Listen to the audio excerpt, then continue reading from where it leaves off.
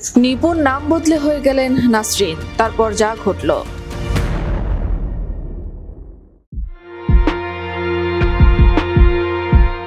গত 5 অগস্ট শেখ হাসিনা সরকারের পতনের পর অনেক নেতাকর্মী ও শিল্পী দেশ ত্যাগ করেছেন। আওয়ামীপন্থী বহু তারকা এখনো গায়েব। অনেকদিন অন্তরালে থাকার পর সিলেট ওসমানী আন্তর্জাতিক বিমানবন্দরে নিজেকে নাসরিন আক্তার দাবি করার পরও যুক্তরাজ্য যেতে পারলেন না চিত্রনায়িকা নিপুণ। তাকে বিমানবন্দরে আটকে দিয়েছে ইমিগ্রেশন পুলিশ। শুক্রবার সকাল 9:30টার দিকে সিলেট থেকে একটি ফ্লাইটে যুক্তরাজ্য যাওয়ার কথা ছিল তার।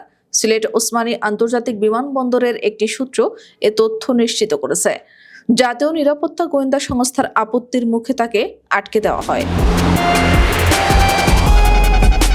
নাম প্রকাশ না করার শর্তে বিমানবন্দর ইমিগ্রেশন ও এভিয়েশনের কর্মকর্তারা এ তথ্য নিশ্চিত করে বলেন, নিপুণ আক্তার নিজের নাম নাসরিন আক্তার লেখা পাসপোর্ট দিয়ে বাংলাদেশ বিমানের ওই ফ্লাইটে যুক্তরাজ্যের যাওয়ার চেষ্টা করেন।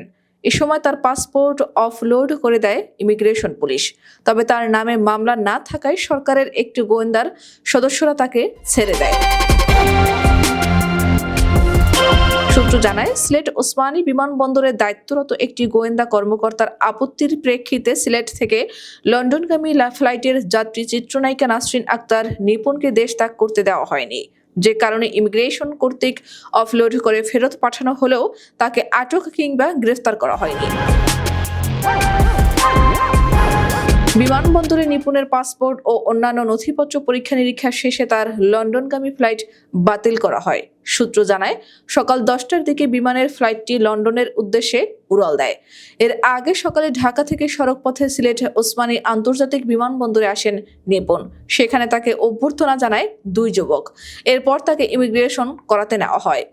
ইমিগ্রেশন কর্তৃক অফলোড করার পর ছেড়ে এদিকে চিত্রনায়িকা নিপুণের আটক এবং লন্ডন যাত্রা বাতিলের ঘটনায় সিলেট ও সবিজ অঙ্গনে তোলপাড় চলছে।